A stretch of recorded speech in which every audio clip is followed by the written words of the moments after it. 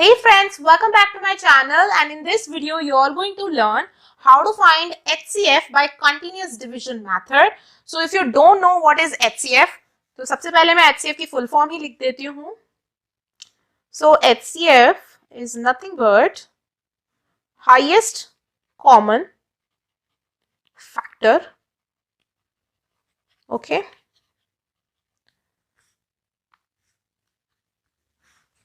So highest common factor. So don't get confused. बहुत लोगों की टेक्स्ट बुक्स में हाईएस्ट कॉमन फैक्टर की जगह हाईएस्ट कॉमन डिवाइजर्स भी लिखा होता है. ओके, सो यस, सो फैक्टर वाला जो वर्ड है उसकी जगह डिवाइजर्स भी लिखा होता है. सो डोंट गेट कंफ्यूज्ड, वो सेम ही थिंग है. Okay, so what is highest common factor, पहले मैं आपको बता देती हूँ. सिमिलरली देखो, आपने फैक्टर्स तो देखा ही है. I have made videos on factors. Okay, so factors क्या होते हैं? Factors are the numbers which can divide a particular number completely without leaving any reminder. जैसे कि मैं बोलती हूँ कि 6 के फैक्टर्स आपको निकालने हैं, तो 6 के फैक्टर्स निकालने के लिए आपको वो नंबर्स बताने जो 6 को पूरी तरीके से डिवाइड कर देते हैं. ठीक है, तो फैक्टर्स हम हमेशा 1 से स्टार्ट करते हैं because 1 can divide any number. उसके बाद 2, 3. सो ये तो हो गए फैक्टर्स. उसके बाद कॉमन फैक्टर्स क्या होते हैं? अब कॉमन फैक्टर्स को निकालने के लिए you must have at least 2 numbers. ठीक है, आपके पास 2 नंबर्स होने चाहिए. आप उन 2 नंबर्स के फैक्टर्स लिख लो. ठीक है, जैसे मैंने 6 और 12 लिखा. 6 और 12, सबसे पहले 6 के फैक्टर्स लिख लिए, उसके बाद 12 के फैक्टर्स लिख लिए. अब दोनों के फैक्टर्स में से जो कॉमन नंबर्स होंगे, है ना, जैसे कि 6 और 12 दोनों ही नंबर इवन है. ठीक है, तो दोनों के नंबर्स के सेम फैक्टर्स हो सकते हैं, जैसे 1, 2, 3, क्योंकि 2 भी 6 को डिवाइड कर सकता है और 2 12 को भी डिवाइड कर सकता है. 3 6 को डिवाइड कर सकता है और 3 12 को भी डिवाइड. तो ये कॉमन फैक्टर्स हो गए. जो जितने भी आपने कॉमन फैक्टर्स निकाले, उन सारे कॉमन फैक्टर में से आपको सबसे बड़ा वाला कॉमन फैक्टर बताना है. That is the highest common factor. अब ये जो टास्क है आपको सुनने में काफी लेंदी लग रहा है, राइट? तो इसी लेंदी प्रोसेस को हम छोटा करने के लिए we come up with the different methods. तो आज मैं आपको कॉन्टिन्यूअस डिवीजन मेथड बताने वाली हूँ, जिसमें कि हम देखेंगे कि how we can find HCF using very short steps. तो सबसे पहले I am taking a number. So highest common factor के लिए we require at least 2 numbers because हम कंपेयर करते हैं. तो मैं यहाँ पर 2 नंबर्स ले लेती हूँ. ठीक है, जिसका हमें हाईएस्ट कॉमन फैक्टर निकालना है. सो आई एम टेकिंग फॉर से 24 and not 24, I am taking even a bigger number. So for say 15, okay, and 85. ठीक है, तो मैंने यहाँ पे 15 और 85 लिया है. अब मुझे इसका हाईएस्ट कॉमन फैक्टर निकालना है using continuous division method. So guys, सबसे पहले आपको ये पता समझने की नीड है कि what is continuous division method. तो देखो, कॉन्टिन्यूअस डिवीजन मेथड में हम डिवीजन का ही यूज करते हैं. वी सिंपली डिवाइड, लेकिन ये कॉन्टिन्यूअस है. ओके, हम इसमें लगातार डिवाइड करते हैं और हम जब तक डिवाइड करते हैं till we don't get a remainder as 0. जब तक हमारा रिमाइंडर 0 नहीं आ जाता है तब तक हम डिवीजन मेथड करते रहते हैं. तो यहाँ पे आपको इन दोनों नंबर्स की हेल्प से डिवीजन करना है.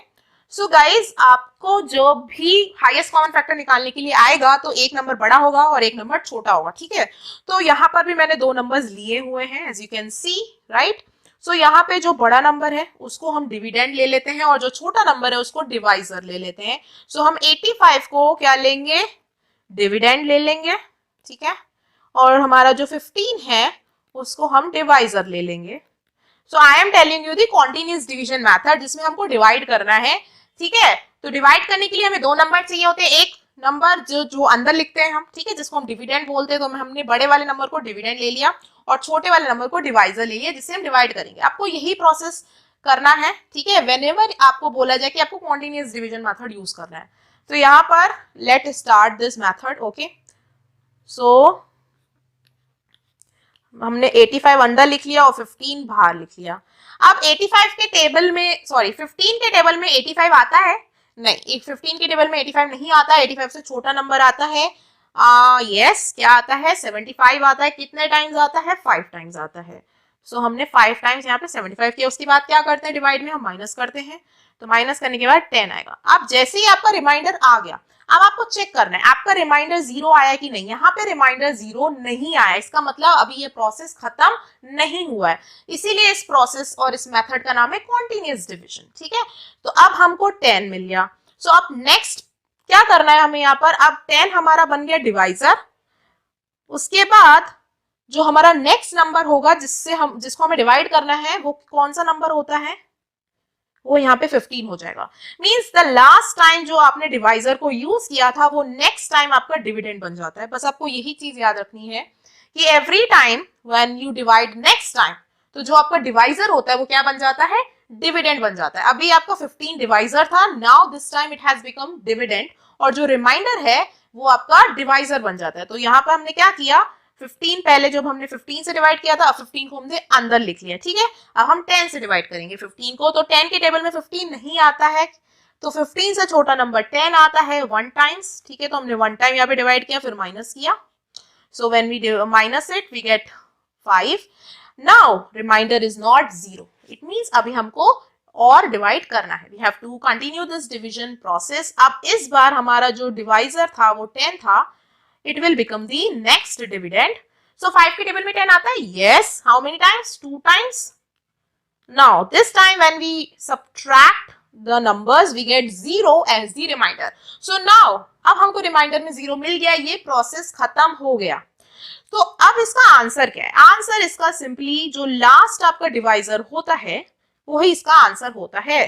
सो इट मीन्स 15 और 85 का जो HCF है, HCF ऑफ 15 एंड 85 इज 5। यहाँ पे जो आपका लास्ट डिवाइजर होता है इस वही इसका आंसर होता है इस प्रोसेस में। सो आपको अगर नहीं समझ में आया तो मैं एक और क्वेश्चन लेती हूँ और फिर हम दोबारा से देखते हैं इस प्रोसेस को कैसे करते हैं। Let's take another question, okay, जल्दी से करते हैं। So this time I am taking again for say okay 12 and 74, okay. So again यहाँ पर मैंने आपको क्या बताया, what is the first step, सबसे पहले आपको डिसाइड करना है कि डिविडेंड क्या होगा, डिवाइजर। तो ऑब्वियसली जो बड़ा नंबर होगा वो डिविडेंड होगा और जो छोटा नंबर होगा वो डिवाइजर। तो ये डिविडेंड है और 12 आपका छोटा नंबर है तो ये डिविजर हो गया। ठीक है, अब क्या करेंगे, अब हम डिवाइड करना स्टार्ट करते हैं। 74 इज इनसाइड, 12 इज आउटसाइड। तो 12 के टेबल में 74 आता है, no. Is there any number lesser than 74? Yes, 72 is the number. और 72 कितने बार आता है, 6 टाइम्स आता है, बिकॉज 12 6 72 होता है। तो ये हो गया 72, माइनस करेंगे तो क्या आएगा 2। नाउ नेक्स्ट टाइम जैसे ही रिमाइंडर आता है तो आपको चेक करना है कि रिमाइंडर 0 आया कि नहीं। अगर रिमाइंडर 0 नहीं आता है तो आपको ये प्रोसेस खत्म नहीं करना है, आपको आगे डिवाइड करते जाना है। जैसे ही रिमाइंडर 0 आ जाएगा आपको ये डिवाइड वाला प्रोसेस रोक देना है, ओके। तो अब नेक्स्ट टाइम जो इसका डिविडेंड है वो क्या होगा, मैंने जैसे कि बताया था कि जो आपका डिवाइजर होता है वही आपका नेक्स्ट टाइम डिविडेंड बन जाता है। तो 12 इसका डिविडेंड बन गया। So now this time you have to divide 12 by 2। So 2 के टेबल में 12 आता है, yes. How many times, 6 times. So now this time when we subtract 12 by 12 we get 0 as the remainder, जो कि ये इंडिकेट करता है कि ये प्रोसेस हो गया खत्म। so what is the answer here? 2 is the answer, okay, this is the answer. It means the HCF, the highest common factor of 12 and 74 is nothing but 2. So guys, this was the continuous division method, okay. So in the continuous division method you just have to keep in your mind कि आपको ये जो division method है you have to do it till you get 0 is the remainder, okay. Thank you guys for watching the video and I'll see you guys in the next video.